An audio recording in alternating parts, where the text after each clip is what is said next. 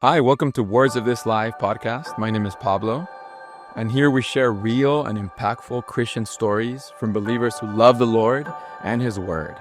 Through these testimonies, we want to showcase the virtues of the one who's called us out of darkness into His marvelous light. Virtues that are at work in everyday people, shaping their character, guiding their actions, and shining forth His life into the world. We're so happy you're here with us for this episode, and let's get right into it. Hey guys, welcome back to another episode of the Words of This Life podcast. We are here with our brother James, and we'll be spending today talking about servicing the next generation. Can you just introduce yourself and let us know what you do for work?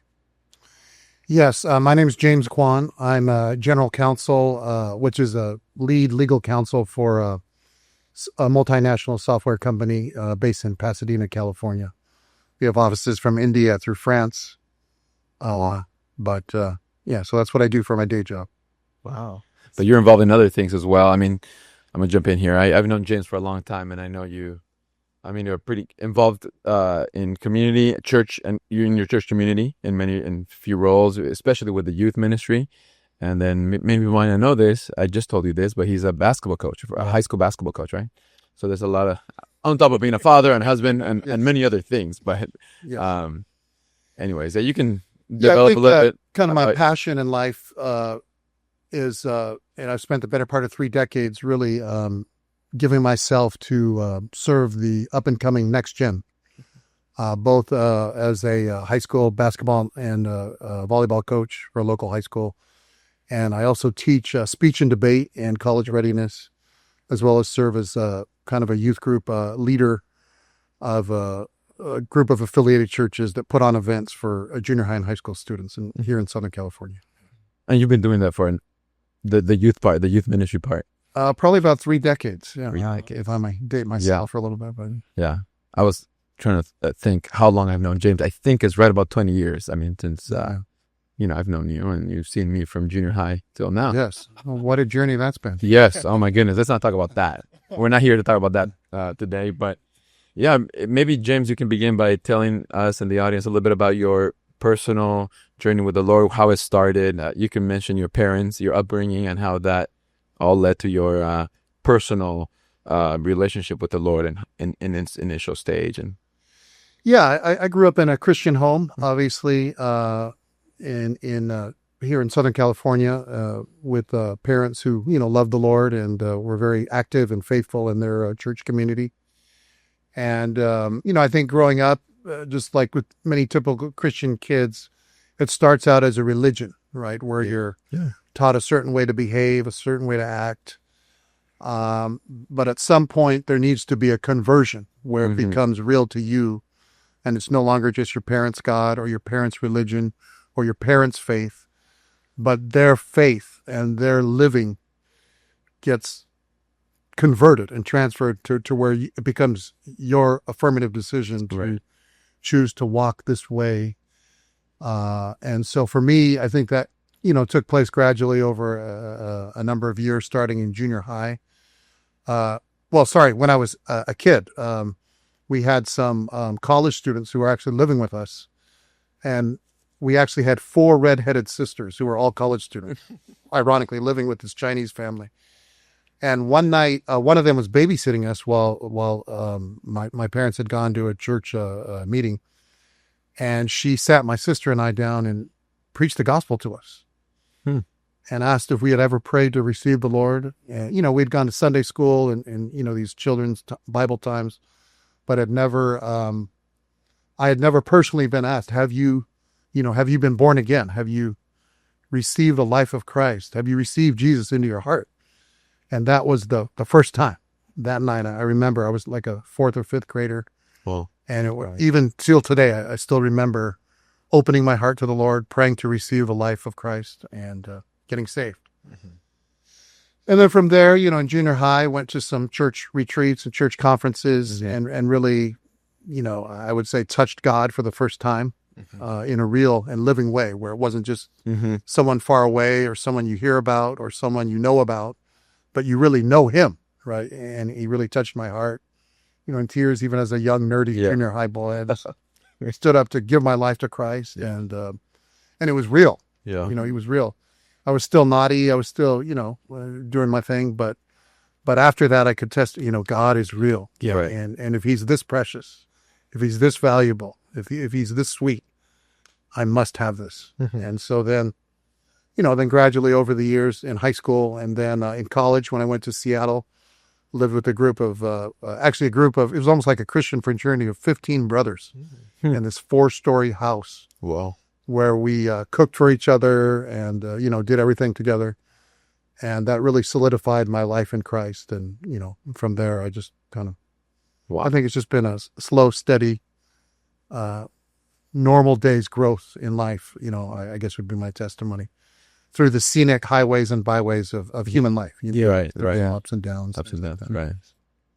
Early on in your junior high school years, did you also have a community of like companions your age that you pursued with? Yeah, for sure. Growing up, there's probably a group in our church family of probably about 10 guys or so that were within a couple of years of my age.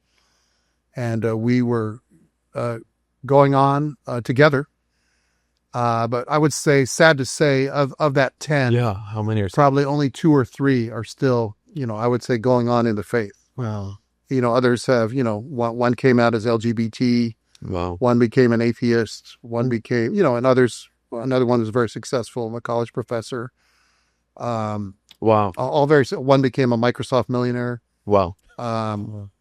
But left their faith in a sense, in different ways. So, I think that, that kind of highlights, I think for me, the importance of imparting our faith to the next generation.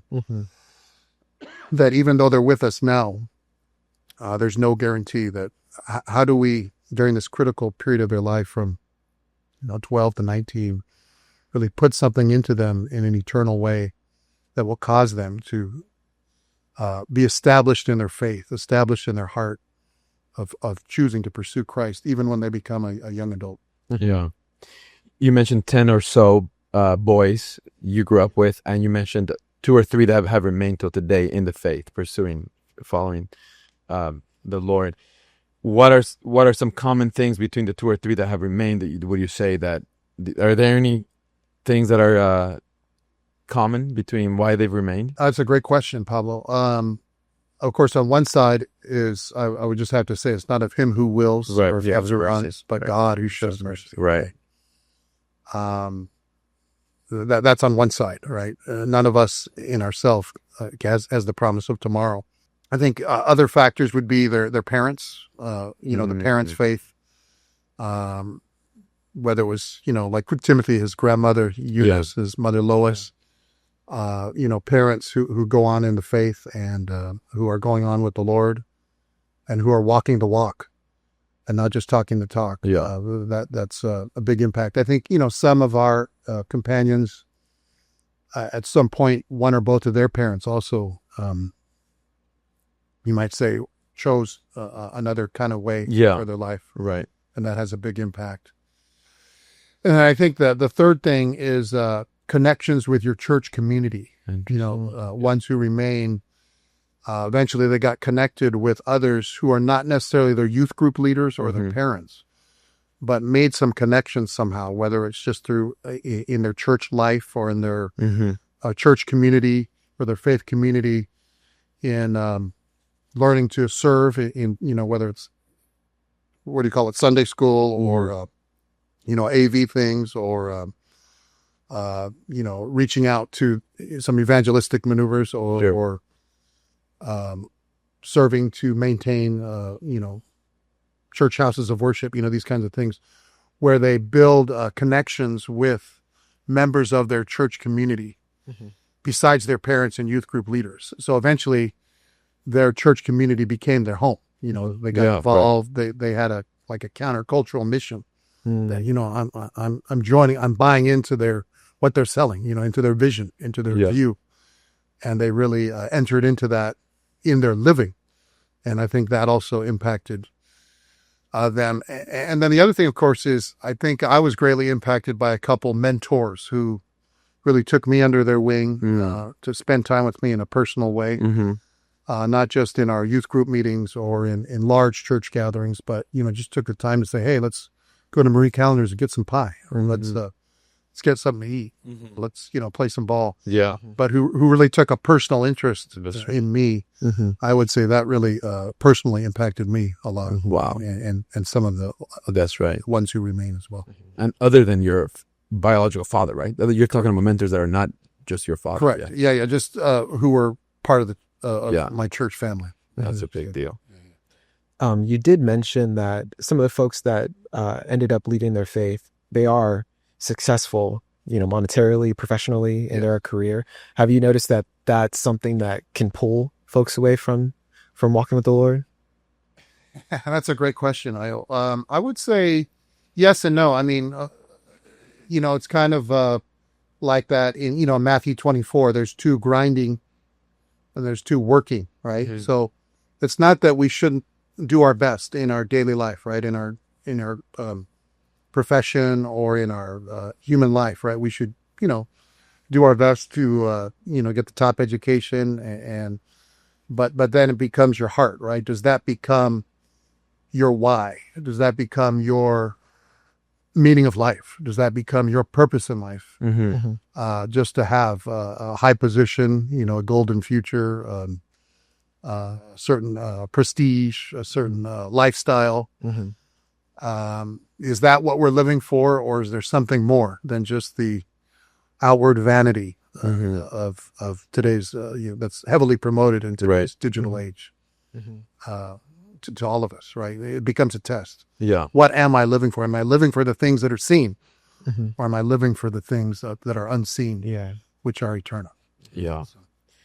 So it can be, but it depends on the heart, right? Yeah. And it's interesting because you see, I think of one guy that I grew up with. When he was younger, he really had a heart for the Lord. There's no doubt. I mean, we were both in tears, giving our life to the Lord at these conferences. But he became very successful. And again, I'm not against being successful, quote unquote, but you could see how the wealth, wanting to have certain cars or certain, how many cars do you need? How many houses do you need? Boats, so on and so forth, that have just kind of led him, unfortunately, away to a kind of, different way of living. So, Yeah. And I ask that because of the many hats that you wear. One of them is lawyer. And coming from a minority, one of the greatest hats you can wear is a professional position. Doctor, lawyer, engineer.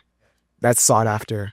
But I just wanted to ask you, how did you end up in law? And what was your relationship with the Lord and the Lord's leading to not fall down that path of just pursuing those worldly ambitions, but also to be someone that's grinding at the mill and still watching. So that's a great question. I think for me, I never grew up wanting to be a lawyer. That was not my dream. That was not my goal. It's something that I kind of evolved into. And so the funny story is, my dad was a mechanical engineer. All my uncles were engineers, electrical EEs, mechanical engineers. All my cousins are computer science. Like there's a ton of Kwans all over the place who are EEs, MEs, computer science.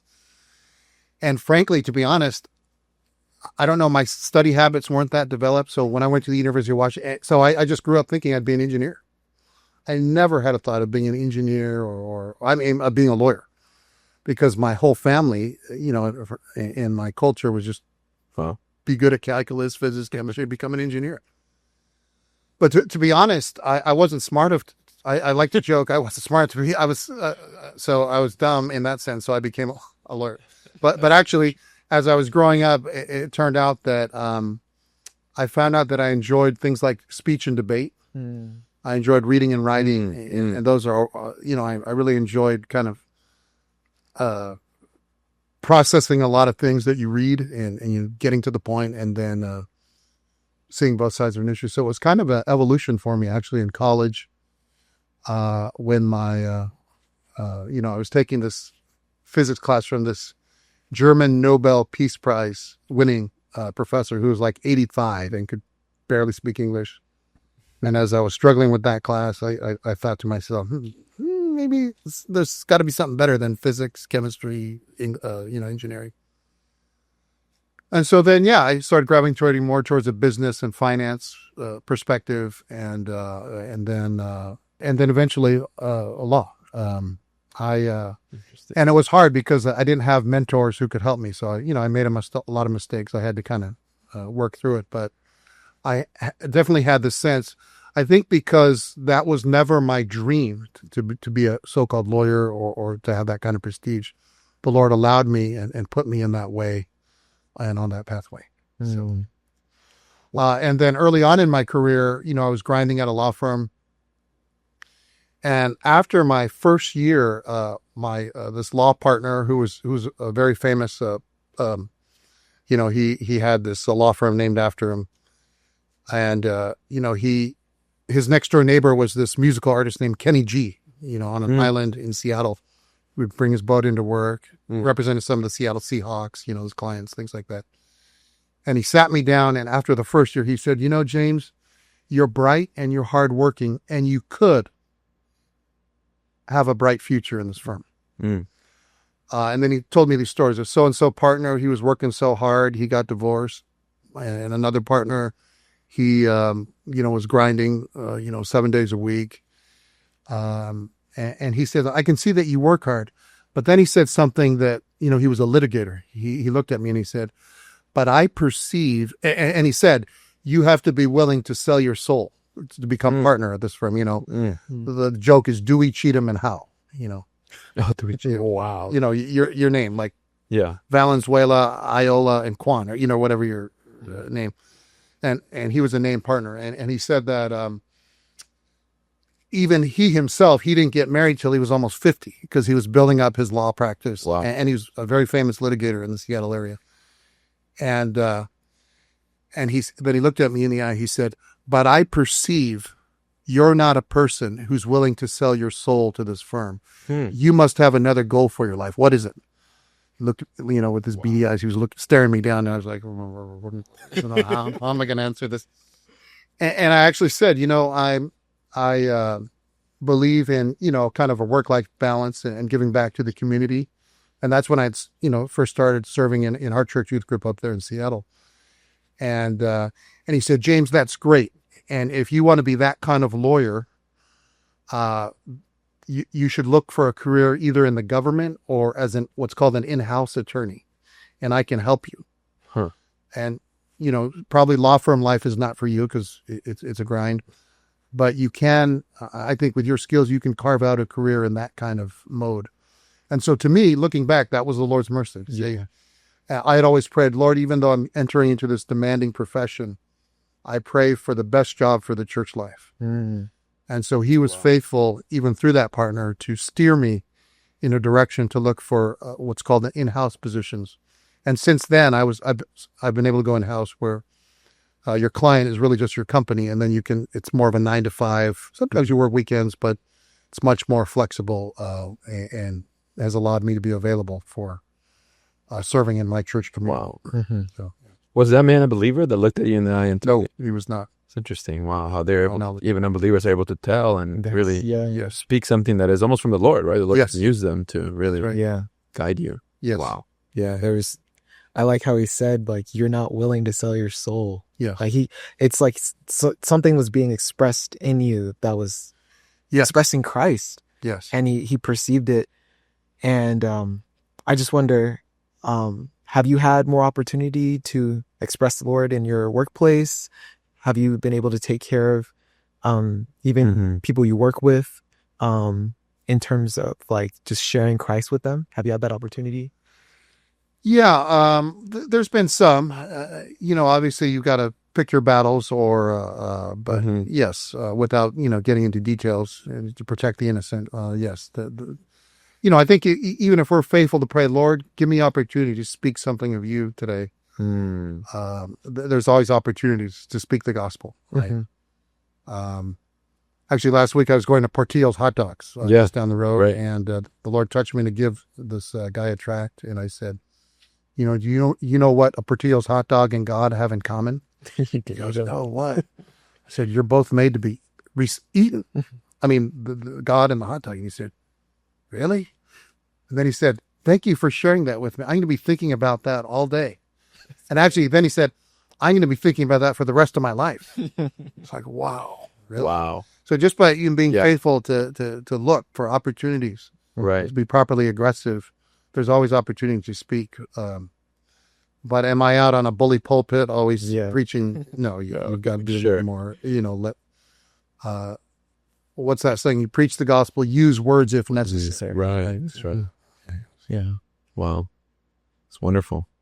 When did the interest in like debate and public speaking begin? When was there an incline? When did you? Well, I took Early- for an elective, I took public speaking, and so the funny thing is, by disposition, I'm actually a very shy person. It's hard to believe. Yeah. I don't like to. I used to hate it growing up in my church community when my serving ones would call on me and say, like, Pablo, stand up or pray something. Or they'd say, okay, let's go around and intercede to the Lord, give the Lord this Bible study. I used to be terrified. Yeah. And one time, this older brother, who shall remain nameless, called me out one time, and I started crying. I'm never going back to that church again. Or, you know what I mean? That was my... Sure. But... yeah, I don't know. That's why I say again, it's, if we're open to the Lord can lead us. And I just, I took this public speaking class, and it awakened something in me. Yeah. And even through those church experiences, public speaking is like going on a blind date, as they say. It's one of the top 3 or 4 things people hate to do in terms of that they're fearful, whether it's bungee jumping, blind date, and public speaking. Yeah. But learning to overcome that fear, and then just I'm a logical thinker, so anyway, I did well in the class, and then that encouraged me to take some more speaking classes, and then some debating classes, and then in the church youth group where I was serving, I would get asked sometimes to speak something to the most difficult public speaking audience in the world, which is unattentive, self-centered, ultimately distracted high school students, right? And trying to hold their attention. That was great training, Right. to learn how to speak. And then that also fed into a career in the law. Wow. Things like that. So in that way, your career path and your, service to God kind of coalesced a little bit. That's and right. Come together. Yeah. That's Yeah. incredible. That's great. Yeah, I feel like speaking for God is one of the main things we can do for Him, right? Yes. I mean, Yeah. among many other things, but I feel like speaking for God is Yeah. something so important. Yeah. Do you have a follow-up question? Yeah. One thing you said that was that I think is so true is that you said if you're open to the Lord, He will lead you. Yes. And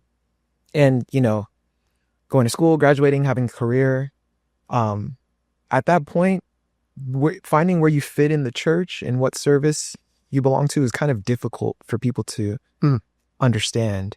And often that's usually where people kind of step back in their faith. But I just wonder, what was your journey to finding this service for young people? Yeah, that's a good question. I think that, again, I think I mentioned earlier, I was greatly impacted by certain ones who really took time to invest in me, I would say, growing up. This somewhat naughty, rebellious young person. I was not the most lovable or even the most quote-unquote promising young person. But they just, there was one guy who was studying for CPA, getting his MBA. Wow. And he would carve out every Thursday afternoon. He was going to UC Irvine. And he would drive, he had this little Ford Pinto, this, which we know now is a death trap because the gas tank was put in the back of the car. So we got rear-ended. It's over with. Yeah. But he would pack 4 of us junior high boys into his car. He'd pick us up and he'd take us out to do something, whether it was playing sports and for a while, this is when video games first were becoming popular, these arcades. So he took us and even one time he sat us down and said, brothers, I don't think I can take you anymore. The Lord was touching me that the Lord chose us to be holy. And we're like, oh, brother, really? Come on. Oh, this is, but even just his word, just Mm. that he was touched by the Lord spoke to him, just to a junior high boy. I still remember that. And then one time he invited us over to his house. He lived with these single brothers and some roommates. And all they had in that house for dinner was buckwheat pancakes and water. That's it. That's all he had to offer us for dinner. He's this poor college student. He's studying, and that's what we had. We had these dry, flavorless, tasteless buckwheat pancakes. And you know what? We loved him Wow. because he, like the Lord says that she gave all that she had. That's right. He gave us all that he had, including his being. Even his last buckwheat pancakes, we ate it. And so that, as I grew up and the sacrifices of him in particular, I don't remember anything he shared in a religious ceremony or meeting, but I remember all the times he spent with us, even decades later. And his heart and his soul, was just imparted into us. Yeah. And so growing up naturally for me, Wow. maybe because I was a little young in heart, I just felt that that's something I wanted to do, was to give back. He paid it forward and had an impact on me. And I wanted to give back to my church community and because I saw the struggle of my own companions that and any difference I could make to help steer, a wayward soul and help them to choose the Lord, to choose life, and to choose God's family. I was all in on that.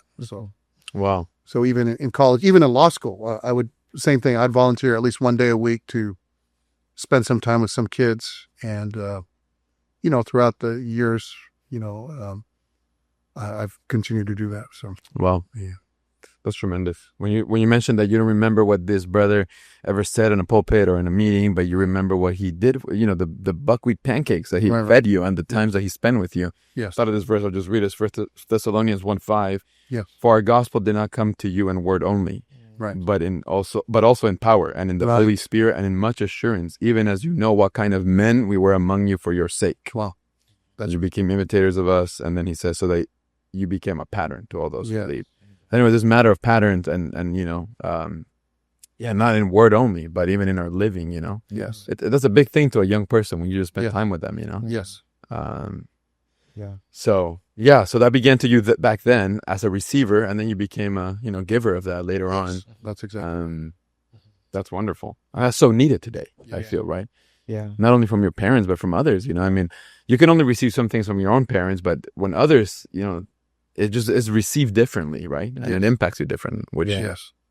Yeah. And you mentioned that you're receptive to or wanting to care for those that you see are struggling.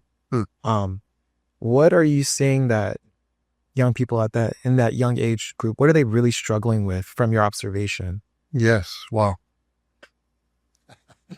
How long is this podcast? Because I could got about time. 3 hours. You got time, James. Obviously, in today's digital age, the impact of social media, video games, and streaming, right? Yeah. What do you call this? The unholy trinity, or the impact of that on the next gen, right? And they're inculcating them with certain value system, a certain lifestyle that they need to aspire to. It's big. I think for parents to handle with care. How soon we should give this device to the kids and how we manage them, and even as parents, we're affected by it too, or soon to be parents. Yeah, right. Are you a parent? No. Oh. The impact on that, for boys, and there's different, right? The genders are affected differently, but Sure. with the boys, we're seeing there's this phenomenon called a failure to launch, which is as boys grow up, right, at a certain point, they reach a human level where they begin to accept responsibility for their own life, and they realize I need to, step up and get a job, but they see all these views of what is successful, with celebrities and things like that. and they just get discouraged, and they realize, based on certain really unreachable levels of success, quote unquote, they just give up and they fail to launch. So they, drop out of school, or they decide not to go to college. And again, in this day and age, even the younger generation, a lot of them are choosing not to go to college for various things, the AI stuff and this and that. That's a big thing. And then, of course, the mental health struggles, the digitally overstimulated population. And then you try to say, hey, let's read the Bible, or hey, let's spend time with the Lord. Yeah. He said, what is but they've got all these things coursing through their head, where, on TikTok, on Snapchat and social media, they have to change their attention every 10 seconds. Some new message is floating into them. So for them to be able to overcome that and be able to sit down and commune with the Lord, to muse on his word, that's a struggle. Yeah. Right.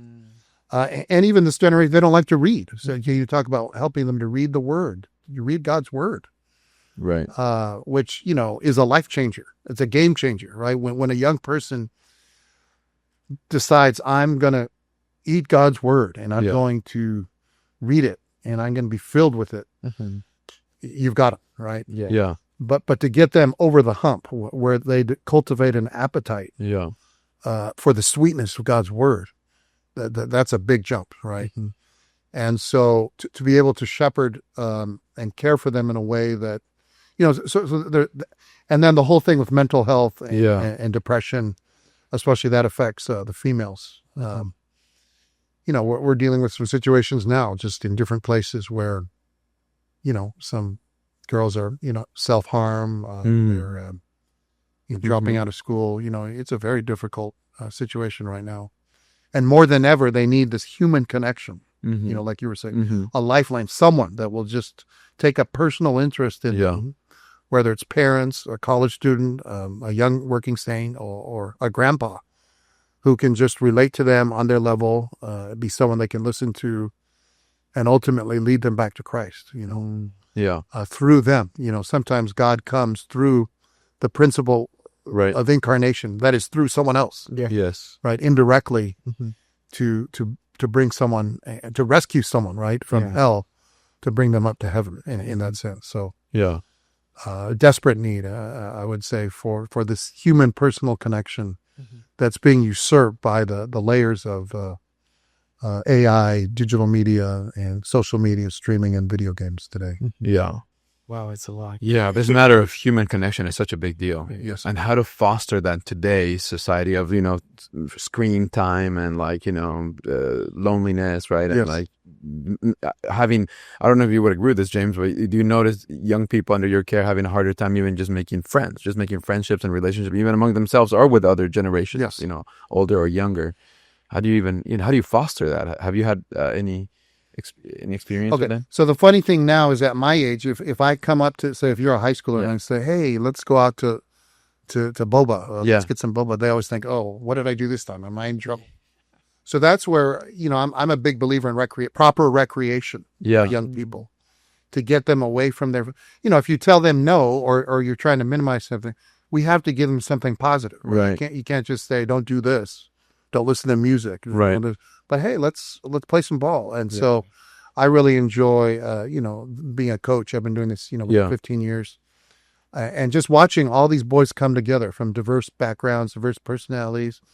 I force them to talk, right? Like even on the court, they have to say, ball, pass me the ball. Or, hey, I got your help. Or hey, watch, cut here. You know what I mean? Yeah. By forcing them to even come out of themselves and talk, even on the court. The idea is that they can come out of themselves and join together in a communal way. For a single cause. And so, even growing up, sometimes our youth group leaders, they would say, hey, let's go have a picnic and let's play some volleyball, or let's, play some soccer, or even softball. Softball was a great thing. We all kinds of different age groups would get together and we would just play, And so having that kind of community, these kinds of positive activities where they're outside and they're going on a hike or, Yeah. or having them over, just even in a home to eat a meal Eat together something together, right? in a tech-free zone, or have a phone parking lot where we put that aside and let's just talk. Tell me about your day. Tell me about your struggles. Tell me about your goals in life. Do you do that with your high school boys or your team? Put the phone away, like a parking lot of phones? You said? Well, obviously at practice they have to put their phone Sure, away, yeah. and in games. So just by taking them away from that, just Wow. to get some bodily exercise, I think that's the profit. To clear your mind, get healthy, and work together, and coordinate and fight for one another. It's also there's a lot of there is good life lessons there to totally for their life. So yeah. but just simple things like this, if we as parents and church leaders can foster these kinds of human connections outside of the virtual space, I think that's a huge step to helping this generation and just giving them encouragement, so that they can be encouraged in their faith, because they're going through hard times, right? Yeah. They're faced with difficult situations, and to be able to give them hope, or like Paul said, to establish their souls, even as they're, we have some kids now who are going through, their parents are getting divorced. And, it's through many tribulations we enter the kingdom of God. Yeah. But sometimes their souls need to be established through some one-on-one personal contact. That's right. It's not the big meetings. It's not the big evangelistic moves. That's right. Big revivals that ultimately have the long-term effect. The bedrock of our service has to be this kind of one-on-one connection. Yes. Yeah. Heard once that a one-on-one contact or, interest moment is better than 10 sermons, or That's 10 messages, That's right. for a young person. They just remember the Pia Marie calendars, right? Yes. The boba outing. Yes. Yeah. That's a big deal to connect with them in that way. That's right. And, often when you're dealing with or serving someone, you might get caught up in what lesson am I going to teach them? What verse should I show them? What passage? But you've mentioned that there's this human part. Yes. Just this regular, like just being with somebody Yes. consistently over time that just transforms that person. Yes. So I wonder, like, there's going to be times where you have to lean on the Lord to enlarge your heart. You've touched the human side of Jesus in your service. Have you had any experiences like that where the Lord's humanity is being expressed through you? Yes. Well, and I think you touch on an important principle is that many times with kids raised in Christian homes, we impose these higher expectations on them. What I mean? Like you both probably serve on a campus. So, if this new student walks on into our meeting with purple hair, a nose ring, 3 tattoos, and we just, hey brother, let's we just love bomb them. We just care for them. We don't even care about their purple hair or their tattoos. But I tell you, then one of our own kids, comes into a church meeting or service. Suppose they have a tattoo or they have purple hair and right. What is our attitude? And then we see them on their device. They're cutting up and joking in the back, distracting the church service or meeting.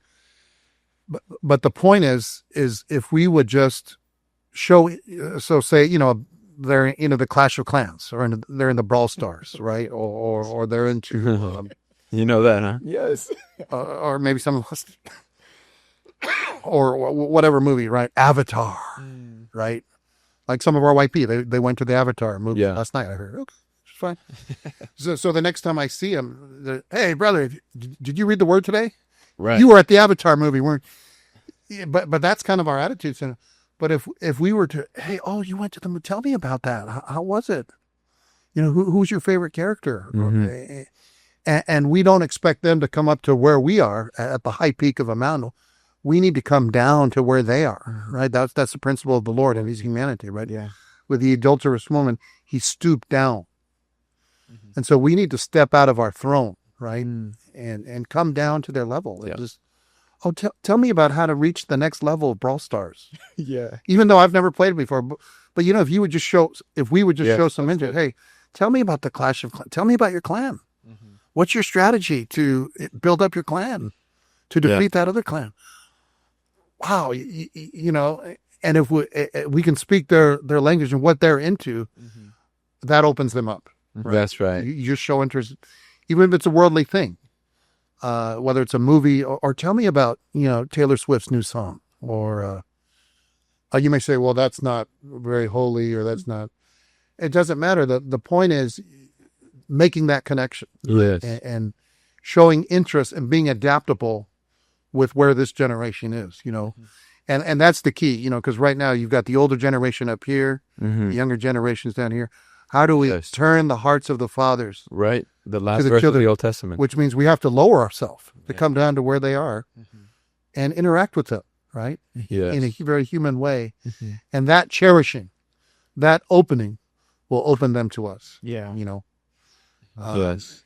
Even if we would spend time with them without an agenda about, or because they sense right away, am I a project? Am I an assignment for this person? Or does this person really care for me where I'm at? They know, they've got a radar. Yes. They know right away, right? And if your heart is open and enlarged to them, just to receive them where they are, that makes all the difference in the world. Yes. So, did you learn that there's some failures? yes, of course. Yeah. That's a collective, but that bedrock principle. If we would have that kind of enlarged heart in our church communities, to just reach out to them into where they are, accepting where they are. Yeah. We have this. Well, anyway, I don't want to get too much, but say somebody struggling with LGBT, right, and they're. Would we thumb our nose at them, or do we just continue to be able to talk to them about where they are and how they're feeling and what their struggles are?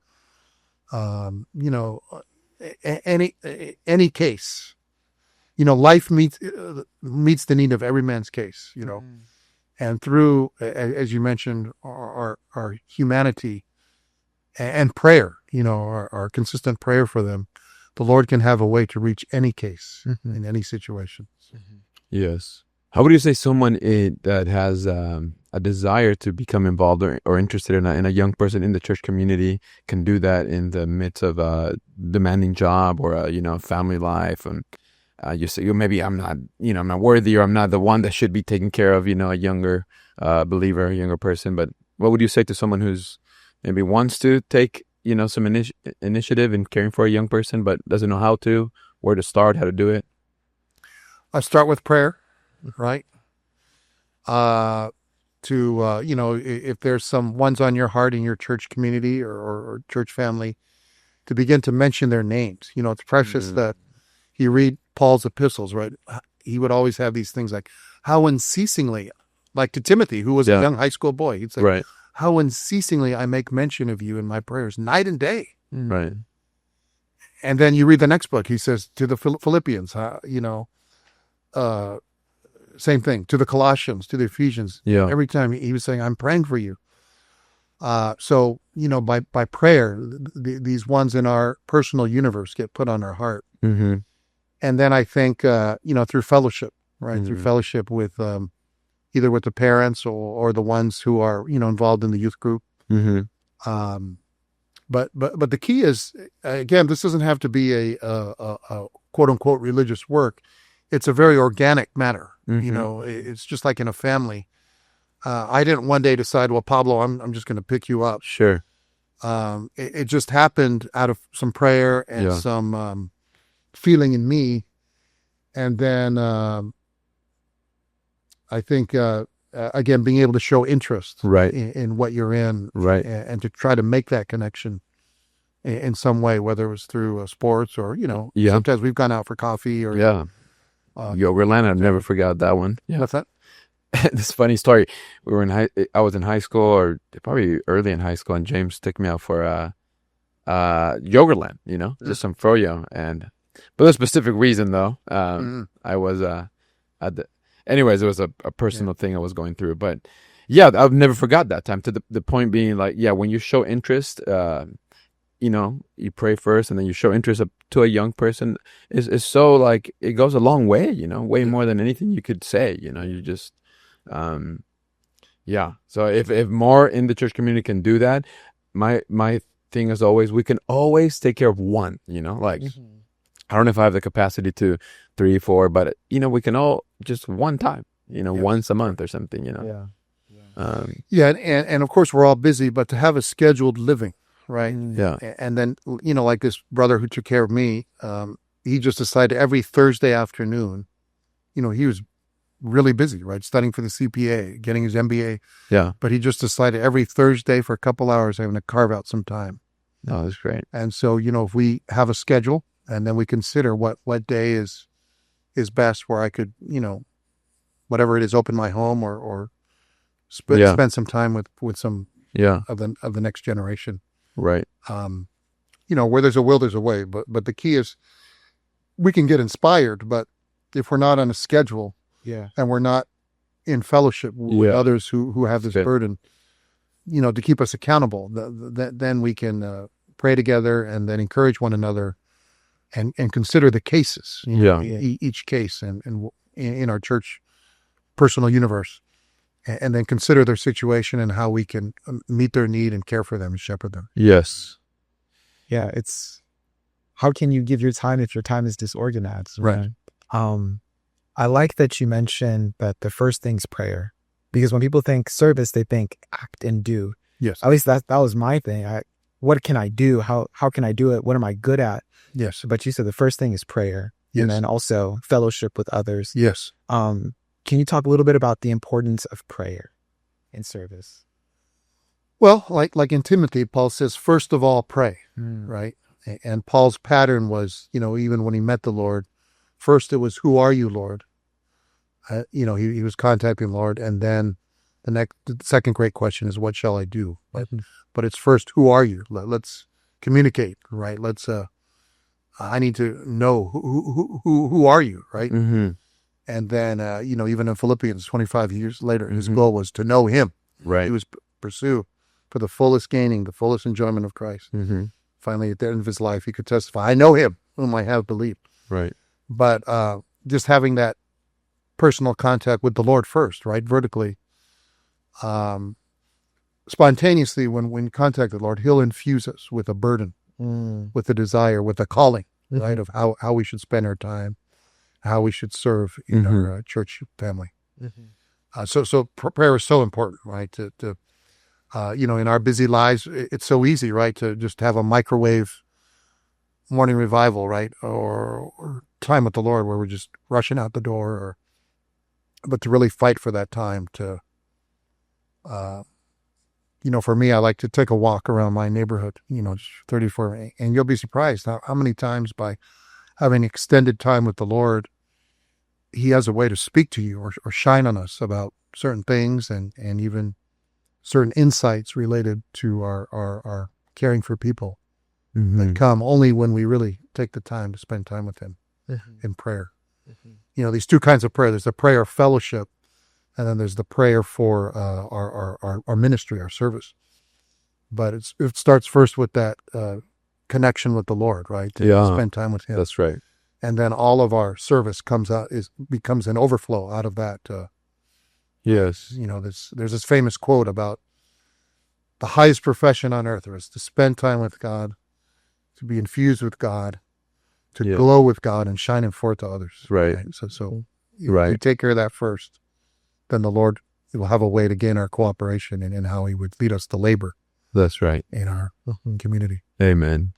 Recently I was considering my kind of youth years, beginning my 12, 13 years old till about, end of high school and then college. And, your area of kind of that you concentrate with young people, James, is probably between 13 to 18. Yes. Roughly, right? Yeah, that's right. And I was just considering, my Christian life between in those years and then later in college. I think a lot of the crucial times are earlier on, in the earlier teenage years. I feel like when you, as a young Christian person, you have maybe 2 feet on 2 boats, you're kind of, you're a Christian with your family, and then you have another foot in the world, Yes. But at some point, like it gets hard to have both feet on, 1 foot on each boat, Yes. But I think that choice on which boat to jump happens earlier on than later, Yes. Have you noticed that? That is Big time. I would say way in the junior high school years, By college, because I spend a lot of time with college students, I feel like there's something, it's a little already decided, like they've already chosen, what to do.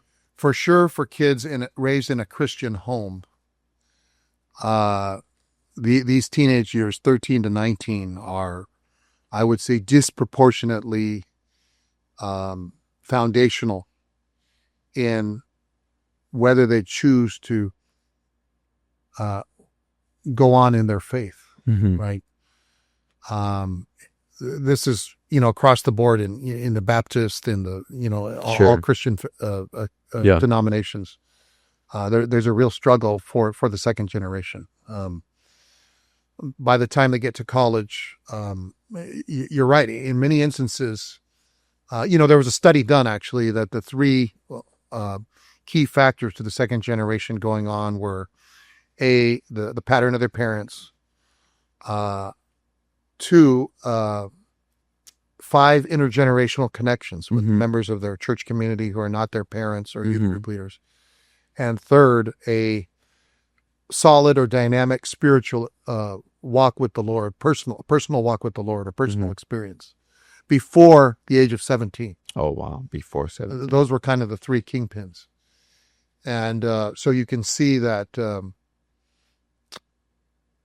for their life to get established in their high school years is so critical in the faith, where it goes beyond just their church meetings or their youth group, but where it becomes personal to them in their daily life, where they are affirmatively making decisions to contact the Lord, to pursue the Lord with companions.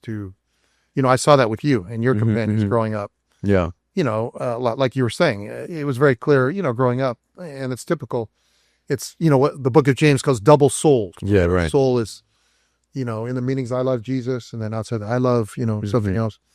But at a certain point, I observed it with you and these certain companions. Each of you made a decision that I'm going to walk this way, this narrow way, right, and not take the way of the world.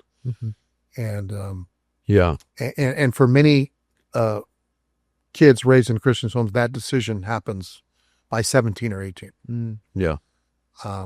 It's not to say if they, like the prodigal son, they leave the father's house. Of course, they can still return. But many never do. Yeah. And that's where, as I look back, my one regret is, why didn't we do more when they're 17 or 18 or younger to really reach out to them? Yeah. Even when it seems like they're not responding, you to continue to water the seed. Yes. That it would blossom at 18 and 19, 20 in their Christian life. Yes, that's really true. I wanted to ask, did you say 5 connections intergenerational? Yep. Wow. So each young person in the church needs at least 5. And again, it's a principle. The point is, if you're related to other people who are not necessarily in the youth group or with your parents, basically what it's saying is you've adopted this community as your family. Yeah. Yes. Yeah. And you just want to spend time with them. You don't, because everyone's seeking for a home. Yeah. Everyone's seeking for a community, right? Especially young people today who are so connected, so lonely. But sooner or later, they're going to find their community. If it's not with us, it'll be with some group out there. Exactly. Right. And so if they begin to make those connections in high school or in early college years, where they realize, oh, this is my home, right? Yeah. I've got grandpa over here. I've got this working saint here. I've got this college student here. Yeah.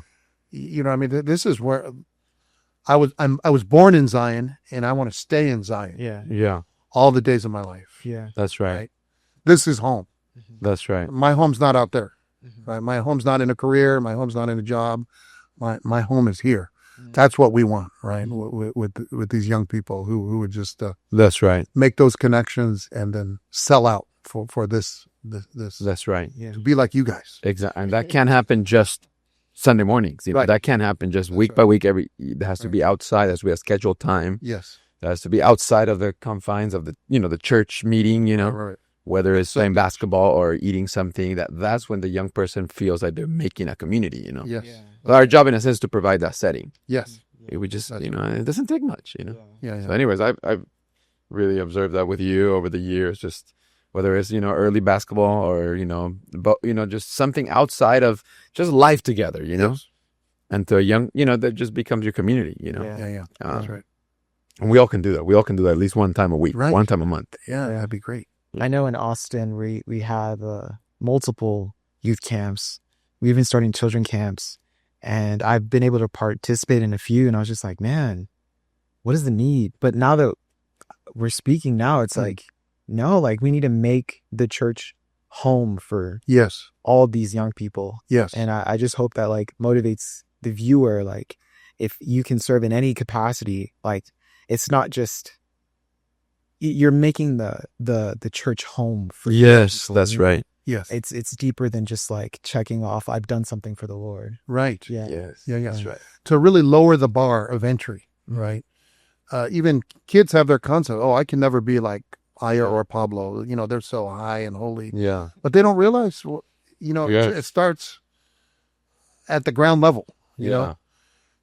Now, it doesn't mean that we take worldly means, right, to, rock bands or, things like this that are, but through our humanity and through our open heart and our refrigerators and, Yes.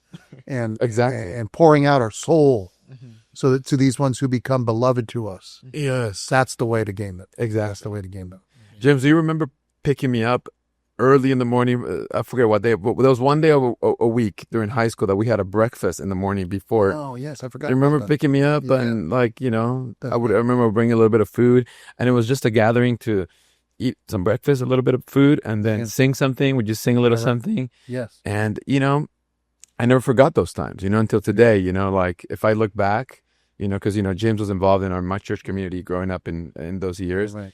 I don't remember much of what James said, but I remember him driving me, Yeah. driving me around. And Yes. so those moments are really what kind of stick, you know what I mean? Yes. At the end of the day, Yes. it's not really the events, Right. Sometimes we're very event focused. Right. We were having a review recently with those that I serve with and just reviewing all the events, but then you realize, it's those moments, Yes. those one-on-ones that really at the end of the day keep us, you realize, I want to be with, so-and-so, Right. I want to be here because so-and-so has an interest in me, Right. So, I feel like sometimes we're a little too event focused or too Right. meeting, it has to be a good moment, Right. good show, Right. but it's really about those moments, I Right. feel, for a young person. Yes. That's huge. Yeah. We call them the in-between moments. Yeah. Like those lunches after like a message or something. Yes. Or they're just the everyday moments, like Yes. those stick. Yeah. Yeah. Personal contact. So, Yes. I mean, we need the large events for vision, right? For Yes. commission. Right. But the foundation, Yeah.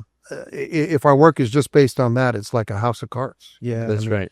without a foundation. That's right. And so, you look at the Lord's example, right? In the book of John, it was one-on-one, right? You Yes. just go to different people in their conditions and just meet with them, Yeah. right? Or those two disciples in Luke 24, they were just showing him, hey, what's going on? Basically. Yeah, that's right. And they mocked him. And they, Scooping down to yeah, the don't you know what's going on? Da, da, da, da. And he just, tell me what things. And he just listened. Yeah, that's right. And, he turned their direction. Yeah. That's amazing. That guy would say, what things, Yeah. He knew it. He knew what they were talking about. But you're right. He did say, what things, That's stooping down to their level. And Right. that's really good. Yes. You have a last question? I think we have to wrap up soon, but I don't know if you had a last question you wanted to ask. Oh, I don't know. I think Okay. I know you have some rapid questions for the end, Yeah. and I'll let you do that. But James, is there anything else you'd like to say as a closing to, either young people who are facing, all these issues that we mentioned, or to those who would like to take care of the young people who are facing those issues, like to get involved in some way? Any kind of last word in your heart for those people? We're all in this together. Life in this age is not easy, and we all need all the help we can get. So let's fight for one another. Amen. Whether it's that the hearts of the fathers would be turned, right, and the hearts of the young people would be open, right, to the older generation. when you bring these two generations together to serve, in every move of the Lord in the Bible, often we say, well, it's the young people that turn the age. Yeah. But nearly every instance, it's a young person coordinating with an older saint, Right. right? Whether it was even with Daniel and his Yeah. three companions. Well, that may be the only one I'm thinking of, but every one, there was always a younger Yes. and older serving together. Mm-hmm. This is so critical in what we need today. Yes. And may the Lord have a way to gain this in the midst of this dark age where the Lord wants to come. Mm-hmm. He needs, it says before the great and terrible day of the Lord would come, right? These two generations would come together. Yeah. And then in Luke 1, it prophesies this again, right? And so we really need this for the sake of the future of the Lord's work in our country and all over the world, that there would be a turning of looking to the Lord to gain. And we see this in America today. There's an uprising in Bible reading, Wow. in seeking after faith, in seeking after the Lord. And we need to do our part to facilitate and foster this kind of seeking after the Lord for the Lord's interest. Wow. It's a good word. Necessary, because sometimes, just going off of what James said, you're like, oh, you look down on Gen Z or Gen Alpha, but nowadays what we need is the running of the two generations. That's a really serving together to bring the Lord back. Yes. Amen's right. Amen. That's a good close. But do you want to do the rapid questions before we close? Rapid fire questions for you. These are kind of fun and just first thing that comes to mind. So one thing that adults often misunderstand about youth, what would you say that is?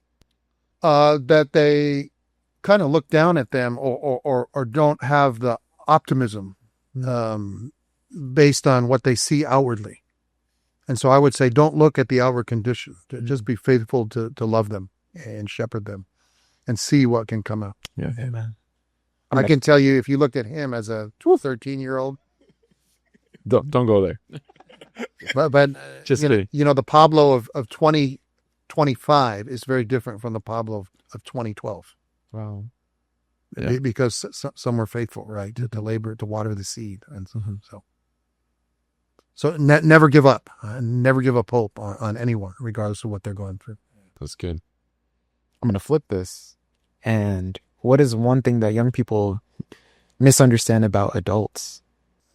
Again, sometimes like in my church community, it's like these two worlds, right? That are, like you've got this church life and then the youth is like the moon orbiting around. Yeah, right. And they think the older generation is not fun or they don't know what's going on. Or they don't know what's up. But if they would open up too, and be willing to, they would find there's a lot of wealth in the older and wisdom and love that's out there. Yeah. That they're missing out by just constantly being with their younger generation or distracted with devices. Yeah. Things like this. So, Amen. That's good. What is one prayer that you think all believers should pray for the next generation? Wow.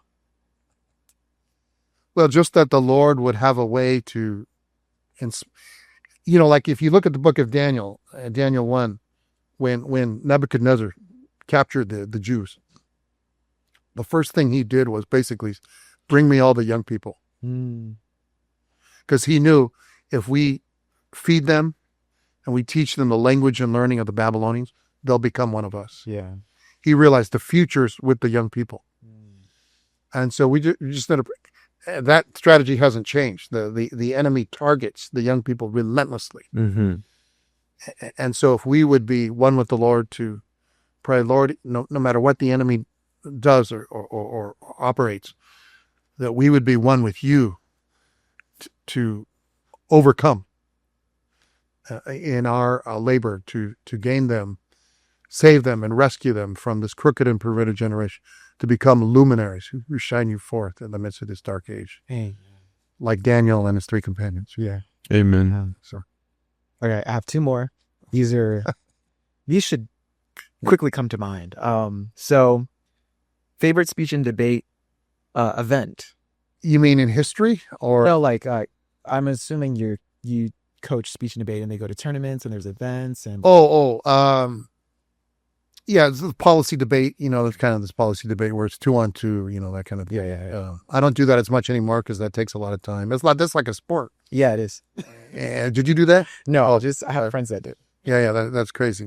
But these kids they Yeah, right. the That's whole right. year That's right. on this one topic, and then you got to flip sides and go at it. And, Yeah. but now it's become kind of comical because they to get evidence into they just read it really fast, and it's not really a true debate. Yeah. Yeah. This is a selfish question for me. Okay, I know you coach basketball, so favorite basketball player ever, and then give me your top 5. Ooh, that's tough. I'd